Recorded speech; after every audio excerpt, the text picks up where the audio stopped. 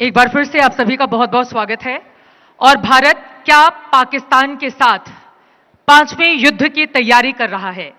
यह सवाल मौजूदा वक्त में इसलिए है क्योंकि 1948, 1965, 1971 और 1999 में पाकिस्तान को बुरी तरह से परास्त करने के बाद हिंदुस्तान अपनी दिशा में आगे बढ़ रहा था। लेकिन हम सब जानते हैं कि 22 अप्रैल को क्या हुआ और उसके बाद से पूरा देश स्तब्ध है। कल मॉक ड्रिल किया जाना है और 54 सालों के बाद ऐसा होने जा रहा है जब लग रहा है कि हम एक बार फिर से युद्ध के मुहाने पर आ खड़े हुए हैं। ऐसे में कई ऐसे सवाल हैं जिसका जवाब तलाशने की लगातार हम कोशिश कर रहे हैं और उसी के तहत दो बेहद खास मेहमान, क्योंकि आप लोगों का अच्छा खासा अनुभव है और यकीनन न सिर्फ ये एबीपी नेटवर्क के हमारे तमाम दर्शकों के काम आने वाला है, बल्कि आपके अनुभवों से हम ये जानने और समझने की कोशिश करेंगे कि आगे भारत का भविष्य किस ओर जाता हुआ बढ़ता दिखाई दे रहा है और हम पाकिस्तान को ऐसा क्या सबक सिखाएं कि दोबारा वो ऐसी हिम्मत और हिमाकत नहीं कर पाए जैसा कि पहलगाम में हम सब ने आतंकवादी हमले में देखा और हमारे 26 बेकसूर लोगों की जान गई।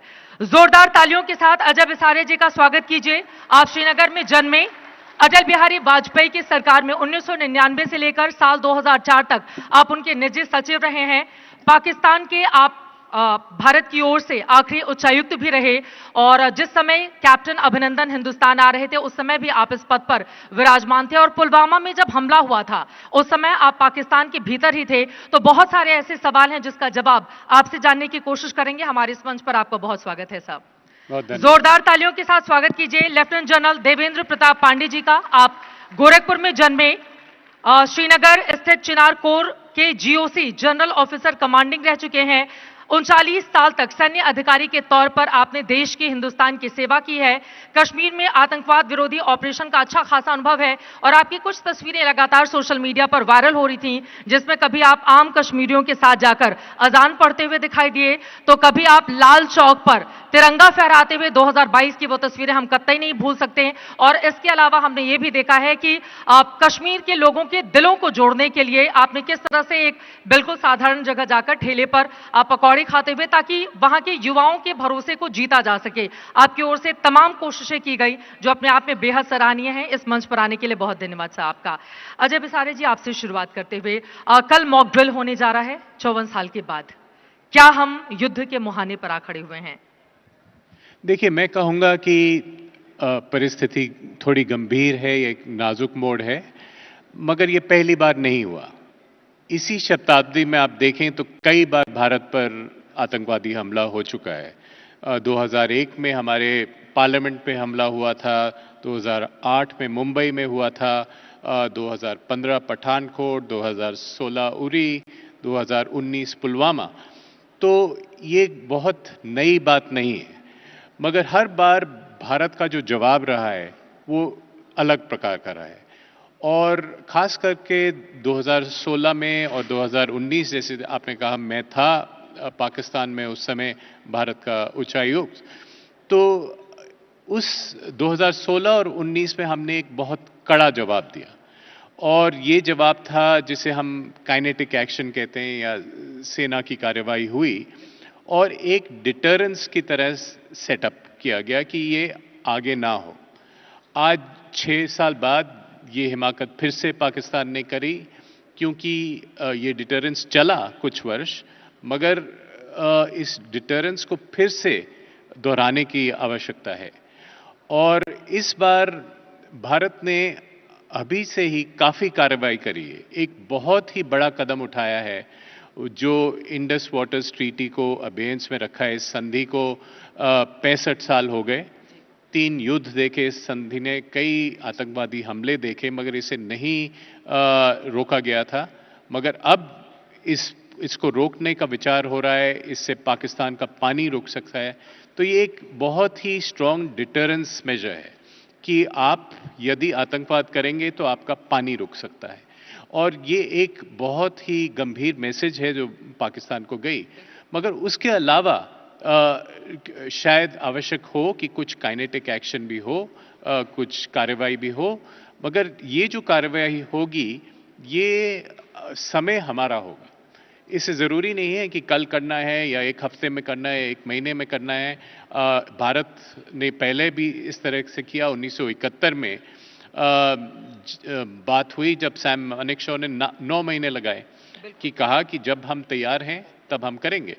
तो राजनीतिक एक गाइडेंस दी गई है सेना को कि हम आगे बढ़ सकते हैं, मगर कब वो कदम लेंगे उसमें हमें कोई जल्दी नहीं करनी चाहिए। अब क्या यही समय है और सही समय है? क्योंकि पाकिस्तान के भीतर अगर हम देखें लेफ्टिनेंट जनरल देवेंद्र प्रताप पांडे जी, मौजूदा वक्त में अलग अलग हिस्सों में लगातार उसकी आवाम ही सड़कों पर है और अपने हुक्मरानों के खिलाफ अपनी आवाज को बुलंद कर रही है। अब सवाल यही पूछा जाता है, जब दुनिया के हम सबसे बड़ी सेकेंड आर्मी हैं, सबसे पावरफुल पोजीशन हमारी चौथी आती है, उसके बावजूद पाकिस्तान इस तरह की हिमाकत कैसे कर लेता है? 4 बार युद्ध में परास्त होने के बावजूद आतंकवादियों का सहारा लेकर हमेशा दहशतगर्दी को अंजाम देता रहा है। आपका इतना लंबा एक्सपीरियंस श्रीनगर कश्मीर का रहा है, आप किस तरह से बताएंगे? और ये जो मॉक ड्रिल हो रही है, क्या युद्ध के मुहाने पर देश आकर खड़ा हो गया है? माइक।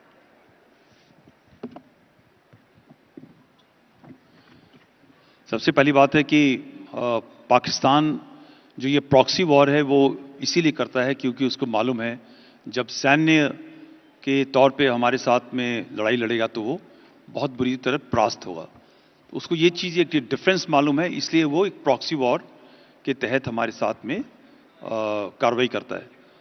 तो ये जो डिफरेंस है, जैसे आपने बताया कि हमारी आर्मी, हमारी आर्म फोर्सेस चौथे नंबर पे है, हमारी इकोनॉमी बहुत आगे है और इन सब चीज़ों की वजह से इनका काम है। बट 1965 में जब एक बार उन्होंने एक डिसीजन लिया, उनकी जो एक स्ट्रैटेजी थी सोची समझी कि हजारों सालों तक 1000 कट के साथ में वो हमारे साथ लड़ते रहेंगे जब तक वो हमको परास्त नहीं कर लेते। और उनकी जो एक 2 नेशन थ्योरी रिलीजन के बुनियाद पे है, वो जब तक सॉल्व नहीं हो जाती तब तक वो हमारे साथ घमासान करते रहेंगे। तो वो एक इनकी सोची जो स्टेट पॉलिसी है, terrorism is there stated state policy, और वो उसके हिसाब से चलते हैं। दूसरा, कई सालों से वो जो पूरी दुनिया के अंदर जहां भी कोई चीज़ टेररिस्ट या टेररिज्म के स्टाइल से काम होती है, उसके तहत से काम होती है, वो एक उनसे सीख लेते रहते हैं और हमेशा अपनी स्ट्रैटेजी को इजाद करते रहते हैं। और वो एक टेम्पर को नीचे रखते हैं ताकि कहीं ऐसा ना हो कि एक बड़ा धमाका हो, एक बड़ा एक्शन हो, जिसके बाद इंडिया, भारत उनके ऊपर फुल फ्लेज्ड वॉर करे, क्योंकि उनको ये मालूम है कि उनके साथ उनका क्या हश्र होगा। तो इसलिए ये छोटी छोटी हरकतें, इस बार उन्होंने वो कदम कुछ ज़्यादा कर दिया है और इसलिए जो एक्शन हमारी गवर्नमेंट की तरफ से लिया जा रहा है वो उनके लिए बहुत खतरनाक है। मगर ये एक्शन क्यों लिया गया, ये भी आपको जानना बहुत ज़रूरी है, क्योंकि जो आसिम मुनीर आज की तारीख में, आप उनको सेना का चीफ कहिए, चाहे पाकिस्तान का प्राइम मिनिस्टर कहिए या हेड ऑफ स्टेट कहिए, बिकॉज वही सारे तारे जोड़ता है। आज की तारीख में उनके पास में चॉइसेस बहुत कम है। उनकी पश्चिम तरफ जहाँ पे उन्हें स्ट्रैटेजिक डेप्थ होती थी, वहाँ पे अफगानिस्तान के अंदर तालिबान उनके बरखिलाफ है। बलूचिस्तान के इलाके में बहुत ही घमासान चल रहा है। एक पूरी की पूरी ट्रेन वहाँ पे हाईजैक हो जाती है और उसके बारे में वो कुछ कह नहीं पाते। पिछले साल में 1000 से ज़्यादा लोग, सैनिक उनके मारे जा चुके हैं। चारों तरफ सुसाइड बॉम्बिंग का माहौल है। लोग रील बनाते हैं। पाकिस्तान आर्मी की जो आज की तारीख में, आज के समय उनकी जो इज्जत है, उनके देश की को पाकिस्तान आर्मी पे बहुत नाज था। एक उनका मीडिया कैंपेन बहुत अच्छा चलता है जिससे वो बहुत प्राउड है अपने पाकिस्तान आर्मी के ऊपर।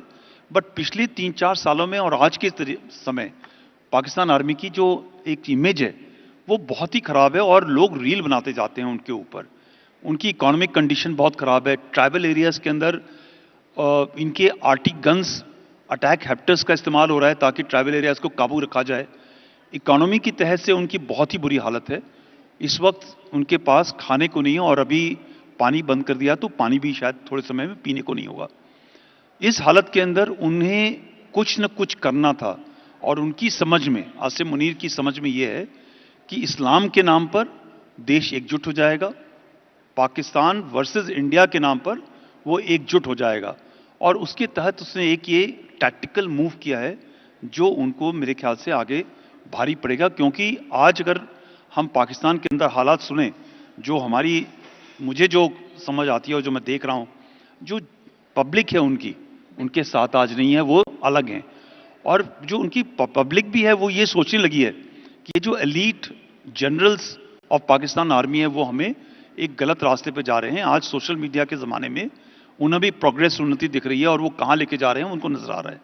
तो आज ये थोड़ा आइसोलेटेड है और ख़ास तौर से जो एक इमरान खान को उन्होंने जेल में डाला हुआ है, जो एक वहाँ के बहुत ही पॉपुलर लीडर है, उसको उसने जेल में डाल दिया गुस्से की वजह से। कुछ नाराज़गी है उनकी, एक अलग कहानी है, वो अलग चैप्टर है। वो जो पूरी जनता है, पब्लिक है, उनसे नाराज़ है। पठान जिनको उन्होंने, पश्तूनों को जिनको उन्होंने वापस किया लाखों की संख्या में, वो अलग नाराज़ हैं। तो एक सिचुएशन खराब है, उसके लिए उसने ये एक एक्शन किया है जो उनको, मुझे लगता है, काफ़ी भारी पड़ेगा आगे। और ये जो तैयारी हो रही है, एक बार फिर से मैं उस सवाल पर आऊंगी, क्योंकि मॉक ड्रिल को लेकर और 54 साल के बाद अगर हिंदुस्तान में ऐसा होने जा रहा है तो उसको लेकर आखिर संदेश और संकेत क्या है आगे आने वाले वक्त में? आप इसका जवाब दे दें, फिर मैं अजय साहब के पास। देखिए, कई बार मुझसे सवाल पूछा जाता है कि क्यों आर्मी आज तुरंत आर्म फोर्सेस लड़ाई पे नहीं जा रहे। देखिए, सबसे पहली बात है कि मैं पिछले साल रिटायर हुआ हूं। मैं आपको एक चीज बता सकता हूं कि हमारे तीनों सेनाओं की जो बागडोर है, बहुत ही सक्षम ऑफिसर्स के हाथ में। एक हमारा सिस्टम होता है सिलेक्शन का, लीडरशिप का। हम लोग जीरो नोटिस की लड़ाई के लिए तैयार हैं कभी भी, और ये हमारी ट्रेनिंग चलती है। और सबसे खूबसूरत बात यह है कि पिछले कुछ, स्पेशली इस एक दशक के अंदर, कई कारणों की वजह से हमारी जो सेना है उसके अंदर जो एक एम्युनिशन, हथियारों का, इक्विपमेंट का, रिसोर्सेज का एक गैप था, एक इमरजेंसी पावर, पेट्रोलमेंट पावर्स थे हमारे पास, उसकी वजह से हमारे ये सारे गैप्स कम हो गए। एक समय था जब हमारे पास एम्युनिशन कुछ कम था, कोविड की वजह से भी कुछ रिसोर्सेज के अंदर प्रॉब्लम हो रही थी, वो सारी चीज़ें कवर कर ली गई हैं। और आज हुक्म मिलने पर, ज़रूरत पड़ने पर, हम कभी भी जो भी हमें आदेश मिलेगा करने के लिए तैयार हैं। मगर जिस हिसाब से उरी के बाद में सर्जिकल स्ट्राइक हुआ, आपको स्ट्राइक के बाद पता चला, बालाकोट के बाद में हमारी एयरफोर्स अंदर गई, एक बहुत ही इंपॉर्टेंट मैसेज था, वो आपको उस एक्शन के बाद पता चला। आज पाकिस्तान की फौजें थोड़ी सजग हैं। मुझे यकीन है जब भी कोई मिलिट्री एक्शन होता है वह उस समय पे होगा, जैसे बिसारिया साहब ने बताया, अपने समय से, अपने टाइम पर, दुश्मन को थका करके, सरप्राइज करके होगा। वो उसको पता नहीं चलेगा कि कब हमारी फौज ने उनको हिट किया और कब उनको परास्त किया। इसलिए यह समय थोड़ा सोच का है। लेकिन पूरे देश की भावना मौजूदा वक्त में यह है कि जैसे 1971 में हमने 2 टुकड़े किए थे, अब कम से कम उसके इतने टुकड़े हो जाएं कि दोबारा वो हमारे देश के भीतर आतंकवादियों को भेजकर वो हमारे ही नागरिकों की इस तरह से बेरहमी से हत्या नहीं करवाए। और इस बार का जो उसका अपराध है वो अक्षम्य है, क्योंकि देश की जिस तरह की तैयारी दिखाई दे रही है। लेकिन अजय बिसारी जी, आपके पास आते हुए मुझे, आप चूंकि निजी सचिव रहे हैं अटल बिहारी वाजपेयी के, तो मुझे उन्हीं की कही गई वो बातें पाकिस्तान के संदर्भ में याद आ गई कि हम दोस्त का चुनाव तो कर सकते हैं, लेकिन पड़ोसियों के साथ हमें अच्छे ताल्लुकात बनाने होंगे, क्योंकि हम उनका चुनाव नहीं कर सकते। पाकिस्तान के साथ रिश्ते सुधारने की तमाम कोशिशें की गई, लेकिन हर बार पीठ पर छुरा भोंकने का उसकी ओर से काम किया गया। उसका परमानेंट इलाज क्या है, देश ये जानना चाहता है। देखिए, पाकिस्तान हमारा एक अद्भुत पड़ोसी है, एक बिल्कुल अलग सा देश है, सामान्य देश नहीं। और इसके लिए हमें नीति के स्तर पर कुछ ऐसी पॉलिसीज खड़ी करनी पड़ेंगी जिससे हम इस प्रॉब्लम को मैनेज कर सकें। क्योंकि ये एक आसान सवाल नहीं है कि हम ये नहीं कह सकते कि हमारा मकसद है कि पाकिस्तान को हमेशा के लिए सुधार दें या हमेशा के लिए उसका ये बर्ताव आतंकवादी भेजने का, इसको बंद कर दें। हमारा मकसद इस समय है कि एक जो घटना हुई उसके लिए न्याय मिले, उसके लिए जस्टिस मिले, अकाउंटेबिलिटी हो, और एक डिटरेंस हम फिर से सेटअप करें कि ये आगे फिर ना हो। और इसके लिए हम कई कदम उठाएंगे। जो जैसे जनरल साहब ने कहा, भारत और पाकिस्तान में कई अंतर हैं। भारत में युद्ध करने ना करने का फैसला हमारे चुने हुए प्रतिनिधि करते हैं, प्रधानमंत्री करते हैं। पाकिस्तान में ये फैसला उनकी फौज करती है, क्योंकि उनकी फौज एक तरह से आसिम मुनीर जिनका जिक्र हुआ, वो एक सुप्रीम लीडर की तरह हैं। और जो पाकिस्तान के सिविलियन लीडर्स हैं उन्हें इसको डिफेंड करना पड़ता है जो फैसले आर्मी करती है। और आतंकवादी जो हमला होता है वो सिविलियंस को पता भी नहीं चलता कि ये कर रहे हैं। तो हमें इसी राह पे चलना होगा कि जो अलग अलग हमारे पास टूल्स हैं हर डोमेन में, चाहे वो सैनिक कार्रवाई हो, डिप्लोमेटिक कार्रवाई हो, इंडस वाटर्स ट्रीटी के पानी के ऊपर कार्रवाई हो, इन सब को जोड़कर एक नीति बनानी होगी जो पाकिस्तान का बिहेवियर बदले।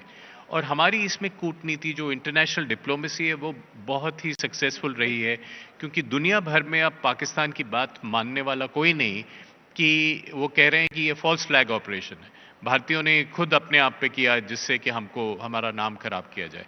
कोई नहीं मानने वाला इस बात को। पाकिस्तान के अंदर मानी जाती है बात, मगर बाहर नहीं।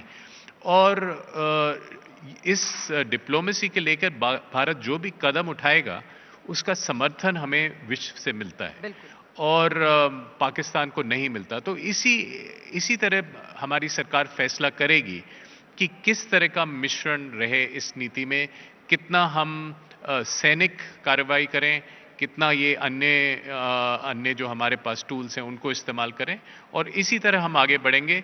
इसमें लोगों में आक्रोश है, जाहिर है, ये होना चाहिए है, मगर इसके आधार पर नीति नहीं बनेगी। नीति बनेगी हमारी कन्वीनियंस के हिसाब से, और जो दूसरा है उसको हम सरप्राइज करें, एक सीक्रेसी में करें, और ये डिटरेंस हैं आगे के लिए ये हम बनाएं। ये बड़ी बात आपकी ओर से कही गई है और यकीनन पाकिस्तान को उसकी हैसियत भी दिखानी समय समय पर जरूरी है। क्या उसमें थोड़ी सी हमें चूक हो जाती है, क्योंकि एक बार हमने सर्जिकल स्ट्राइक की, एयर स्ट्राइक की, और उसके बाद उसको बार बार, क्योंकि वो अपनी जमीन का इस्तेमाल हिंदुस्तान के खिलाफ आतंक को बढ़ावा देने में करता है। आपका सर कश्मीर को लेकर जो अनुभव है उस पर मैं आऊंगी, क्योंकि स्थानीय लड़कों के इन्वॉल्वमेंट की खबर आए, खुद पूर्व सीएम फारूक अब्दुल्ला की ओर से इस बात को स्वीकार किया गया। लेकिन उसकी पहले जो देश की भावना है, अगर देश या जो युवा हैं हमारे बहुत सारे इस वक्त पीछे बैठे हुए हैं, वो ये पूछना चाहते हैं कि घुस कर कब मारेंगे। सर्जिकल स्ट्राइक और एयर स्ट्राइक से बड़ा इस बार क्या होना है? तो क्या हिंदुस्तान इस स्तर की तैयारी कर रहा है कि इस बार जो हुआ है न भूतो न भविष्यति, उस तरह की तैयारी हिंदुस्तान कर रहा है मौजूदा वक्त में? देखिए, सबसे पहली बात है कि हमारे देश की सोच अलग है। एक डिसिप्लिन्ड ऑर्गेनाइजेशन, एक जो इस तरह की ओछी कार्रवाइयाँ हैं उसके अंदर हम लोग विश्वास नहीं करते हैं। और हमारे पास कई किस्म के टूल हैं, और जैसे आज आपका जो ये प्लेटफॉर्म है इंडिया एट हाई टेबल, जब आप उससे एक इंडिया एट हाई टेबल की जाने की बात करते हैं तो जिस हिसाब से काम पाकिस्तान करता है, वो छुप करके मारने का काम, वो हमारी नीति नहीं है, एटलीस्ट हमारी डिक्लेयर्ड नीति नहीं है, और उनकी डिक्लेयर्ड नीति है। हम जब काम करेंगे तो वो काम करेंगे जिसको हम डंके की चोट पे सबको बता के करें। अगर इंडस वाटर ट्रीटी के ऊपर हमने एक्शन लिया है तो हमने सबको बता के लिया है, और किस कारण से लिया है वो हमने बताया। तो मुझे जो भी हमारी कार्रवाई होगी, सर्जिकल स्ट्राइक की होगी, एयरफोर्स की बालाकोट टाइप होगी, या कॉम्बिनेशन की होगी, वो इस समय मेरे ख्याल से मैं पब्लिक के अंदर डिबेट करना, बताना उचित नहीं समझूंगा, क्योंकि ये सब कई चीज़ों से मैं वाकिफ़ हूँ, और कुछ चीज़ ऐसे गलत निकल जाए जिससे हमारे प्लान्स के ऊपर कुछ गलत हो, वो अच्छा नहीं होगा। बट आपको मैं इतना इंश्योर कर सकता हूँ कि हमारे पास ज़ीरो से लेकर के टॉप लेवल तक फुल वॉर स्पेक्ट्रम के अंदर कई टूल्स हैं, जिसके अंदर एक एस्केलेशन कंट्रोल जिसको बोलते हैं, इस इंसिडेंट के बाद में क्या हमें फुल वॉर पे जाना चाहिए या क्या पनिशमेंट को ऐसी देनी चाहिए ताकि उसको सबक मिल सके। ये सारे लेवल के हमारे पास प्लान्स हैं जो एग्जीक्यूट होंगे, मगर वो प्लान इस समय एग्जीक्यूट करना बहुत ही बेवकूफ़ी हो जाती तुरंत की तुरंत करना, क्योंकि जब पाकिस्तान कोई गलत काम करता है इस तरह का, तो उसकी पूरी सजगता एक बड़े हाई लेवल की होती है। हम उस टाइम के उधर तुरंत बैक टू बैक चले जाएंगे इस काम करने के लिए, और 2 बार ऐसे एक्शन हो चुके हैं, तीसरी बार वो ज़्यादा सजग है। तो लड़ाई की चीज़ ऐसी होती है, दुश्मन को तब बताना है, मारना है जब वो उसका गार्ड डाउन हो। ये गेम चलेगा, ये बहुत ही सीरियस गेम है, लाइफ का तो है, जिंदगी जान माल का है, बट हमें हमारी देश की इज्जत का मामला है। तो वो एक्शन होगा जो वो भूलेगा नहीं, मगर अच्छा एक्शन होगा। उसका समय मेरे ख्याल से इस प्लेटफॉर्म पे बताना सही नहीं ठीक होगा। है, अब मैं आ जाती हूँ आपके अनुभवों पर। आपने कश्मीर में रहकर लंबा काम किया है। मैं ये जानना चाह रही हूँ कि कश्मीर के युवाओं को जोड़ने के लिए तमाम पहल किए गए। प्रधानमंत्री नरेंद्र मोदी ने भी समय समय पर कहा कि दिल्ली की दूरी और दिलों की दूरी, इन दोनों को कम करने का प्रयास कश्मीरियों के साथ हमें करना पड़ेगा, और कश्मीरियत को लेकर अटल बिहारी वाजपेयी आगे बढ़े थे। अब सवाल यह है, फारूक अब्दुल्ला अगर खुद स्वीकार करते हैं, और हमने इस आतंकवादी हमले के बाद कई ऐसे घर भी हैं जहां पे बुलडोजर चलाए गए, या फिर उनके घरों से लोगों को निकाल दिया गया, ये युवाओं के अंदर एक बार फिर से वो प्रवृत्ति कहां से आ रही है? और अब माना ये जा रहा था 370 हटने के बाद वहां के जो युवा हैं वो मुख्य धारा में लौट आए हैं, वो आगे बढ़े हैं, पाकिस्तान के हाथों की कठपुतली वो नहीं बनेंगे, लेकिन क्या एक बार फिर से ये हमारे लिए बहुत बड़े चिंता का सबब बन गया है? मैं सिर्फ एक आपको आश्वासन ये देना चाहूँगा कि कश्मीरी जनता को आप कुछ लोगों के वजह से पूरे में क्लब नहीं कर सकते। कश्मीरी जनता भी हमारे पूरे देश की जनता की तरह एक आम जनता है, जिसे अपने रोज़मर्रा के लिए, रहने के लिए, बच्चों को पढ़ाई करने के लिए, बिजनेस के लिए, व्यवसाय के लिए जीने का अधिकार है, और वैसे ही वो जीना चाहती है। 370 जाने के बाद में जो बदलाव है वहाँ पर, एक सिक्योरिटी सिचुएशन का बदलाव, बहुत ही अच्छा बदलाव था। वो आपको नंबर्स बताते हैं, ठीक है, मगर नंबर्स ये बताते हैं कि शांति है, और मैं ये चीज़ बहुत बार बोल चुका हूँ, शांति है मगर शांत नहीं है। शांति एक एनवायरनमेंट में शांति है, पीसफुल है, सब कार्रवाई चल रही हैं, बिजनेस चल रहा है, सब कुछ चल रहा है, मगर शांत क्यों नहीं है? क्योंकि 70 से 80 साल जब आपने एक जगह की रेडिकलाइजेशन ऐसी बढ़ा रखी है, जहां पे आज 40 साल 50 साल का जो एक उम्र का आदमी है, उसने सिर्फ एक रेडिकल थॉट प्रोसेस के लिए काम किया है, सोचा है। आप ये अगर चाहें कि 4 साल के अंदर पूरे के पूरे युवा, पूरे के पूरे अधेड़ जो मिडिल एज या सीनियर एज के लोग हैं, वो उनका दिमाग एकदम से चेंज हो जाएगा, मुझे ये बहुत बड़ी गलतफहमी हमारे बाकी देश, हमारे मीडिया और जो लोग सोशल मीडिया पर लड़ाई चलाना चाहते हैं उनके अंदर लगती है। ये समय लगेगा। आज जो तिरंगा, उस पर आपने जिसका रेफरेंस किया, वो जो तिरंगा है वो मैंने नहीं लगाया है, वहाँ एक कश्मीरी जवान यूथ ने लगाया है, और कई कश्मीरी यूथ हमारे तिरंगों को खुशी के साथ लेके चलते हैं, लड़कियां चलती हैं, वो डांस करते हैं स्टेज के ऊपर, जबकि उनको मालूम है कि मैं आज लड़की होकर के मैं यहाँ पे तिरंगे का कपड़ा पहन के डांस कर रही हूँ, जब मैं अपने मोहल्ले में घर में जाऊंगी तो मुझसे कई लोग सवाल करेंगे। जहां आप उनके ऊपर नहीं फोकस करते, हम उन छोटे लोगों के ऊपर, थोड़े से नंबर के ऊपर फोकस करते हैं, और इससे जो एक ये पहलगाम का इंसिडेंट है, जो धर्म का बांट, आपस की लड़ाई, फ्रैक्चर करना, और इतना हमने अचीव किया कुछ 30 साल के अंदर मौतों के साथ। जितने कश्मीरी पंडित मारे गए, जितने सिक्योरिटी फोर्सेस मारे गए, आपको मैं ये यकीन के साथ बताना चाहता हूं, उतने ही कश्मीरी मुसलमान वहां मारे गए हैं, हमारे देश के तिरंगे के लिए काम करने के लिए शहीद हुए हैं, राइट? वो हम एक्नॉलेज नहीं करते, मगर इस ऑपरेशन के अंदर 2 कश्मीरी टेररिस्ट इसके अंदर साथ दिया है, उसको हम मानते हैं। जो नंबर था, जो एक टाइम के अंदर जब आज़ादी का माहौल चला था, तो हजारों की तादाद में कश्मीरी यूथ पार गया, ट्रेन होकर के वापस आया, उसमें 90% को पता चल गया ये मैं तो गलत रास्ते पे आ गया, वो एक आम रास्ते पे, सही रास्ते पे आया। जो एक टेररिस्ट माइंडसेट है, रेडिकल आइडियोलॉजी है, ये कभी पिछले 10 साल के अंदर काफी लोकल टेररिस्ट बुरहान वानी के बाद में लोकल बने, मगर वो सारे के सारे धीरे धीरे, एक हम लोगों ने बहुत अच्छी मुहिम चलाई, breaking the cycle of violence, उसके अंदर आज लोकल रिक्रूटमेंट तकरीबन ना के बराबर है, मगर जीरो नहीं है, राइट? इसलिए मैं ये चाहूंगा कि पूरा देश, मीडिया, सिक्योरिटी इंफ्रास्ट्रक्चर ये मान के चले कि नंबर कम हो गए हैं, मगर जो दिमाग का कीड़ा है कुछ बच्चों में, कुछ यूथ में अभी भी है, और आपको जैसे जैसे पीस होगा, वो पीस की वैल्यू बहुत ज्यादा होती है, और उसी हिसाब से ये जो छोटी घटनाएं हैं वो आपको बहुत अफेक्ट करती हैं। इस तरह की कार्रवाइयां जब पहले 20 साल कश्मीर के अंदर होती थी, तो ये एक पेज के अंदर एक कहीं किनारे होता, मगर 4 साल के अंदर जब ऐसी बड़ी घटना होती है तो सबकी आंख के सामने एक सदमे की तरह आती है। तो ये लड़ाई छोटी नहीं है, लंबी है, और 4 साल 5 साल के अंदर खत्म नहीं हो सकती। पूरी गवर्नमेंट, सिक्योरिटी इंफ्रास्ट्रक्चर, जनता, भारतीयों को, सभी को, और उसमें खास तौर से कश्मीरियों को सजग रहना तो पड़ेगा कि ये बहुत मुश्किल से आपने पाया है, ये वापस ना चला जाए। बिल्कुल।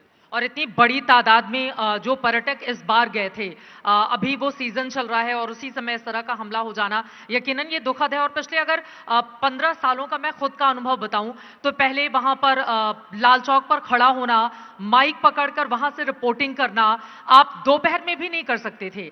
कब कहां से आकर पत्थर आपके सिर पर लग जाए, कब कहां पर गोली चल जाए, ये बहुत मुश्किल होता था। लेकिन आज रात के 1-1:30 बजे तक आराम से लाल चौक पर हम लोग रिपोर्टिंग करते हैं। मैं पहलगाम होकर आई इस आतंकवादी हमले के बाद, ग्राउंड जीरो पर मैंने देखा बहुत बड़ी तादाद में कश्मीरी लोग सड़क पर उतरे और उन्होंने आतंकवाद के खिलाफ अपनी आवाज को बुलंद की थी।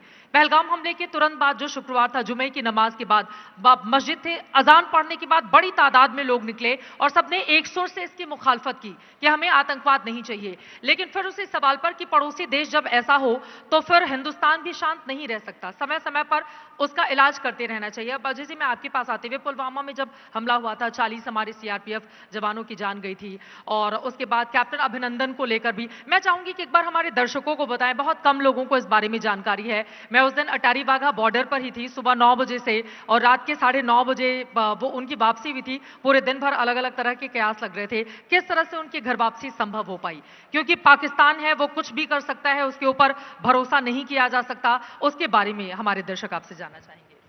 जरूर। मैं उस समय पुलवामा के समय पाकिस्तान में था, फिर मैं वापस तुरंत भारत आया और जब हमारा पायलट अभिनंदन नीचे पकड़ा गया वहाँ पे, उसको वापस लाने की जो प्रक्रिया थी, मैं कहूँगा वो भारतीय कूटनीति, भारतीय डिप्लोमेसी और भारतीय सेना की शक्ति का एक परिचायक है। क्योंकि पाकिस्तान को कहा गया कि अगर वो पायलट वापस नहीं आया एक दिन के अंदर तो भारत आगे की कार्रवाई करने को तैयार है, एस्केलेशन करने को तैयार है। और इसकी वजह से, क्रेडिबल थ्रेट की वजह से पाकिस्तान ने ये तुरंत फैसला किया कि उसको वापस कर दें, क्योंकि उनको डर था कि भारत अगर आगे कार्रवाई करेगा तो कुछ भी हो सकता है, वो उसे संभाल नहीं पाएंगे। तो इस वजह से पायलट वापस आया। पाकिस्तान ने प्रयास किया कि आप वहाँ वाघा बॉर्डर पे थी, वहाँ पे कि एक बहुत बड़ा मीडिया स्पेक्टिकल किया जाए, मगर हमने कहा कि ये कुछ नहीं होगा, आप रेड क्रॉस के थ्रू उसको वापस करें और हम उसको लेंगे। और पायलट हमारे पास वापस आया, अभिनंदन को की घर वापसी हुई और ये मेरे ख्याल से भारतीय नीति की एक विजय थी और कि हमने उस समय का एस्केलेशन को डोमिनेट किया। हमने फैसला किया कि कब ये समाप्त होगा। पाकिस्तान ने शुरुआत की पुलवामा में, हमने फैसला किया कि किस तरह से ये प्रक्रिया समाप्त होगी। ठीक है, लेकिन उस समय डर भी लगता होगा क्योंकि सुबह से लेकर शाम तक लगातार अलग अलग तरह, मैं खुद रिपोर्टिंग कर रही थी तो मुझे अच्छे से अंदाजा है, अभी भी मैं याद करती हूं तो रोंगटे खड़े हो जाते हैं। डर भी था कि पाकिस्तान पर भरोसा नहीं किया जा सकता, वो कहीं कुछ कर न दे कैप्टन अभिनंदन के साथ। जी, और मेरा अपने नेतृत्व को, मंत्रियों को ये कहना था उस समय कि जब तक वो वापस हमारी धरती पर नहीं आए तब तक हम इस बात को ना सेलिब्रेट करें, हम इंतजार करें, क्योंकि पाकिस्तान है, कुछ भी हो सकता है। बिल्कुल। अब चलते चलते दो लाइन में आखिरी सवाल आप लोगों से, क्या हिंदुस्तान तैयार है पाकिस्तान को इस बार मुंहतोड़ जवाब देने के लिए? और न सिर्फ वो जवाब जो आगे आने वाली पाकिस्तान के जो आका हैं, जनरल मुनीर हैं, उनके जो हुक्मरान हैं, उनकी पीढ़ियां याद रखें, क्या हम ऐसी तैयारी कर रहे हैं मौजूदा वक्त में?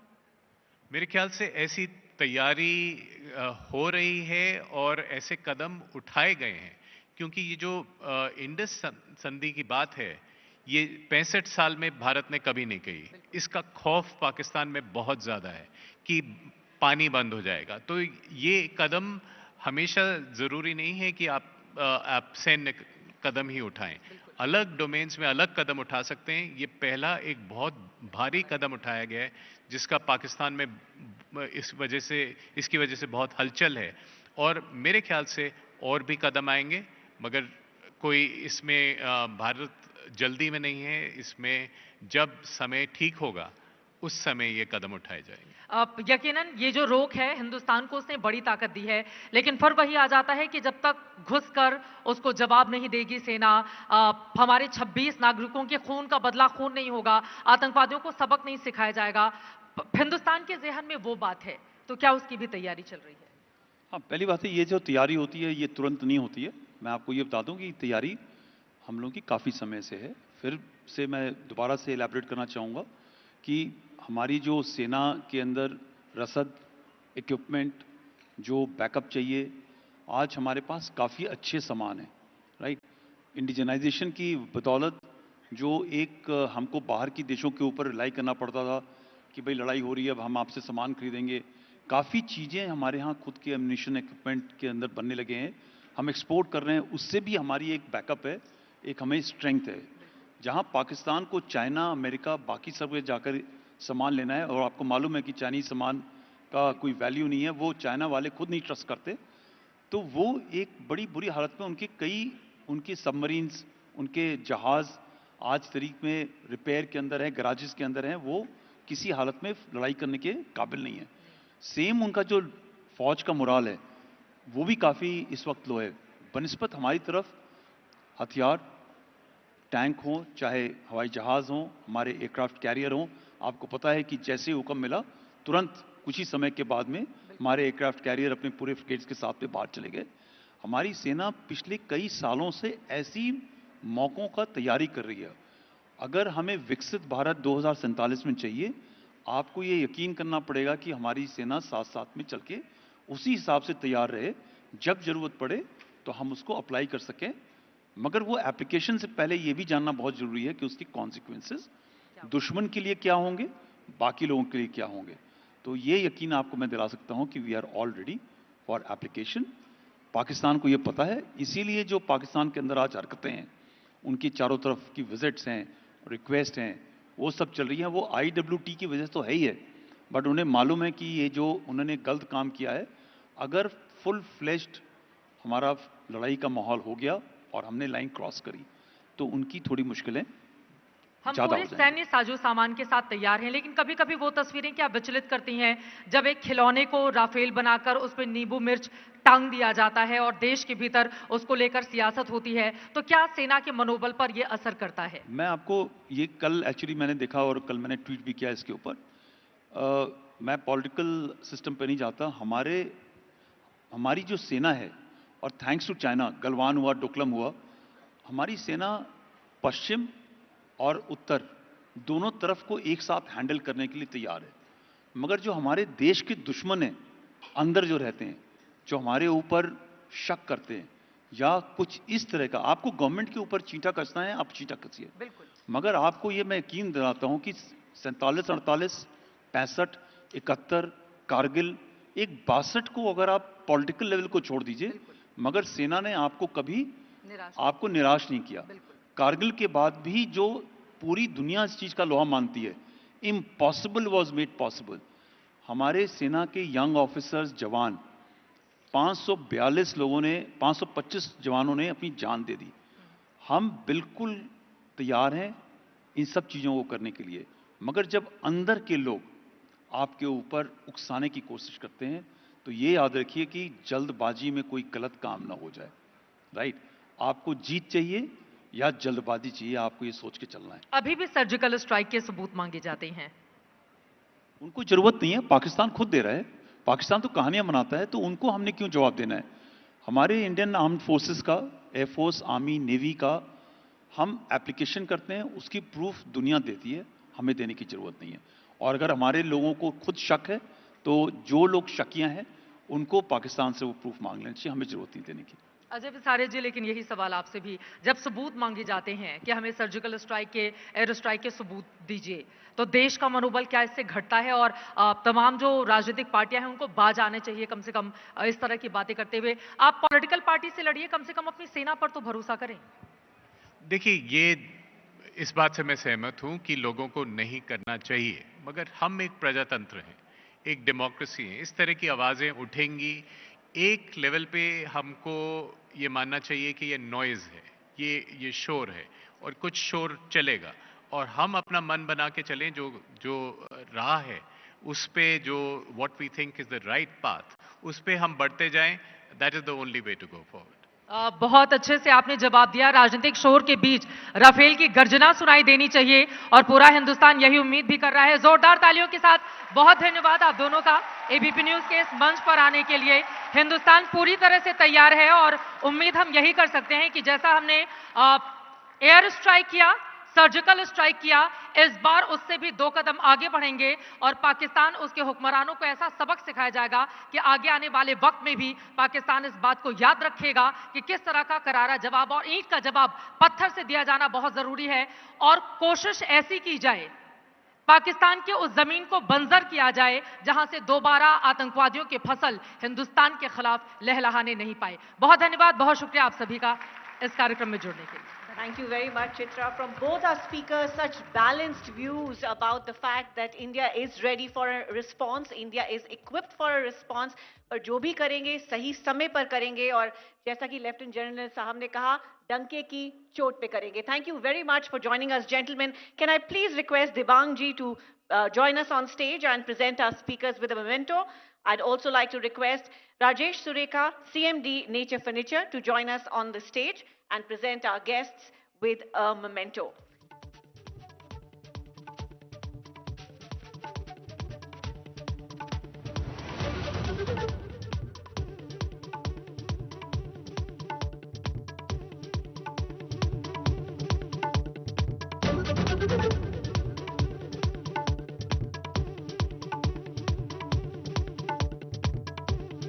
बहुत-बहुत धन्यवाद, Mr. Visaria and Lieutenant General Pandey. Thank you so much, both of you.